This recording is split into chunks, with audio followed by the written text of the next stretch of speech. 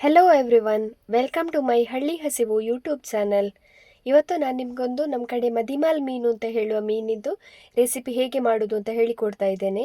ಮೊದಲಿಗೆ ಬ್ಯಾಡಗಿ ಮೆಣಸು, ಹಾಗೆ ಸ್ವಲ್ಪ ಕೊತ್ತಂಬರಿ ಅಂದರೆ ಧನಿಯಾ, ಚಕ್ಕೆ, ಬೆಳ್ಳುಳ್ಳಿ, ಮೆಂತೆಕಾಳು, ಸಾಸಿವೆ, ಶುಂಠಿ ಹಾಗೆ ಜೀರಿಗೆ ಇಷ್ಟನ್ನು ತೆಗೆದುಕೊಂಡು ಇದನ್ನು ನಾವೀಗ ಫ್ರೈ ಮಾಡಿಕೊಂಡು ರುಬ್ಕೊಳ್ಬೇಕು.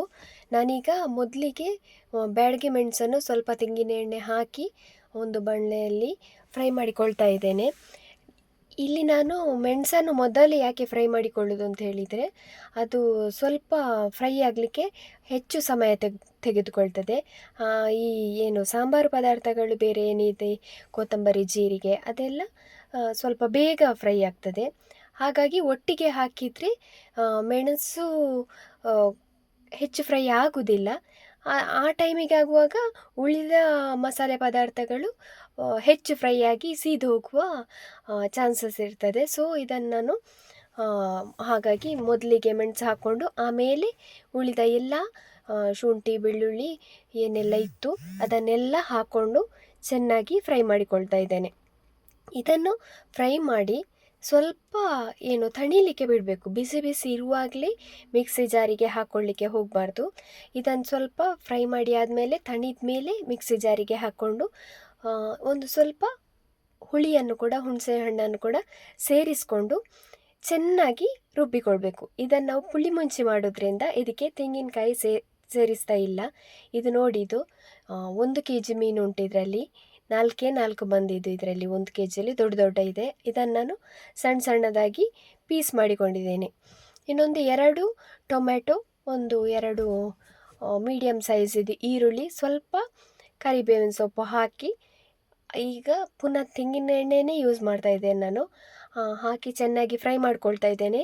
ಈ ಫ್ರೈ ಆಗುವ ಟೈಮಲ್ಲಿಯೇ ನಾನು ಸ್ವಲ್ಪ ಉಪ್ಪು ಮತ್ತು ಅರಶಿಣದ ಹುಡಿಯನ್ನು ಸೇರಿಸ್ಕೊಳ್ತಾ ಇದ್ದೇನೆ. ಹೆಚ್ಚು ಫ್ರೈ ಆಗುವ ಅಗತ್ಯ ಇಲ್ಲ. ಯಾಕೆ ಅಂತ ಹೇಳಿದರೆ ಮತ್ತೆ ರುಬ್ಬಿದ ಮಸಾಲೆಯನ್ನು ಸೇರಿಸ್ಕೊಳ್ಳುವಾಗಲೂ ಅದರ ಜೊತೆಗೆ ಅದು ಬೇಯ್ತದೆ. ಹಾಗಾಗಿ ಹಸಿ ವಾಸನೆ ಹೋಗುವವರೆಗೆ ನಾವು ಫ್ರೈ ಮಾಡಿದರೆ ಸಾಕು.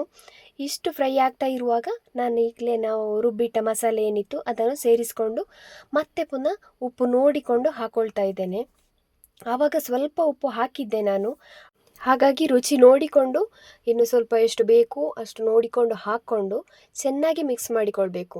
ಈ ಮೀನು ಸಾಂಬಾರು ಏನು ಮಾಡೋದು ಅಂತ ಹೇಳಿದರು, ಅದನ್ನು ಮೀನು ಹಾಕೋಕ್ಕಿಂತ ಮೊದಲೇ ಚೆನ್ನಾಗಿ ಮಸಾಲೆಯನ್ನು ಮಿಕ್ಸ್ ಮಾಡಿಕೊಂಡು ಉಪ್ಪು ಹುಳಿ ಏನೆಲ್ಲ ಬೇಕು ಅದನ್ನೆಲ್ಲ ನೋಡಿಕೊಳ್ಬೇಕು.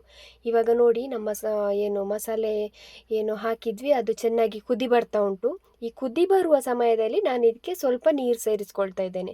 ಯಾಕೆಂತ ಹೇಳಿದರೆ ಮೊದಲೇ ನೀರು ಸೇರಿಸಿದರೆ ಅದು ಕುದೀಲಿಕ್ಕೆ ತುಂಬ ಟೈಮ್ ತಗೊಳ್ತದೆ. ಹಾಗಾಗಿ ಆಮೇಲೆ ನೀರು ಸೇರಿಸ್ಕೊಂಡು ಇವಾಗ ನೋಡಿ, ಕುದಿ ಬರ್ತಾ ಇರುವ ಮಸಾಲೆಗೆ ಆವಾಗಲೇ ನಾವು ಕ್ಲೀನ್ ಮಾಡಿ ಇಟ್ಟಂತಹ ಮೀನಿತ್ತಲ್ವ ಅದನ್ನೆಲ್ಲನೂ ಸೇರಿಸ್ಕೊಳ್ತಾ ಇದ್ದೇನೆ. ಒಂದೇ ಸಲ ಸುರಿಬಾರ್ದು ಮೀನು ಪದಾರ್ಥ ಮಾಡುವಾಗ, ನೋಡಿಕೊಂಡು ಹಾಕಬೇಕು ಮೀನನ್ನು. ಮೀನೆಲ್ಲ ಹಾಕಿ ಉಪ್ಪೆಲ್ಲ ನೋಡಿ ಮುಚ್ಚಳ ಮುಚ್ಚಿಟ್ಟು ಆಮೇಲೆ ಒಂದು 5 ನಿಮಿಷದ ನಂತರ ನಾನಿದರ ಮುಚ್ಚಳ ತೆಗಿತಾ ಇದ್ದೇನೆ. ಹಾಗೆ ನೋಡ್ತಾ ಇರಬೇಕು. ಇದಕ್ಕೆ ತುಂಬ ಫುಲ್ ಫ್ಲೇಮಲ್ಲಿ ಒಲೆ ಇಡಬಾರ್ದು, ಸ್ಲೋ ಫ್ಲೇಮಲ್ಲಿ ಮಾಡಬೇಕು. ಯಾಕೆಂತ ಹೇಳಿದರೆ ತಳ ಹಿಡಿಯುವ ಚಾನ್ಸಸ್ ಇರ್ತದೆ ಮೀನು. ಹಾಗಾಗಿ ನಮ್ಮ ಮೀನಿನ ರೆಸಿಪಿ ಆಲ್ಮೋಸ್ಟ್ ಆಗಿದೆ, ಮೀನು ಬೇಯ್ತಾ ಬಂದಿದೆ. ನಾನಿದನ್ನು ಸ್ವಲ್ಪ ಗ್ರೇವಿ ಸ್ವಲ್ಪ ದಪ್ಪ ಆಗಲಿ ಅನ್ನೋ ಕಾರಣಕ್ಕೆ ಸ್ವಲ್ಪ ಲೋ ಫ್ಲೇಮಲ್ಲಿಟ್ಟು ಇನ್ನಷ್ಟು ಕುದಿಸ್ತಾ ಇದ್ದೇನೆ. ನಾನು ಇದನ್ನು ತುಂಬ ಲೋ ಫ್ಲೇಮಲ್ಲಿ ಇಟ್ಟಿದ್ದೇನೆ. ಯಾಕೆಂತ ಹೇಳಿದರೆ ಗ್ರೇವಿ ದಪ್ಪ ಆಗಲಿಕ್ಕೆ ಮಾತ್ರ ಬಾಕಿ ಇರೋದು, ಮೀನು ಆವಾಗಲೇ ಬೆಂದಿದೆ.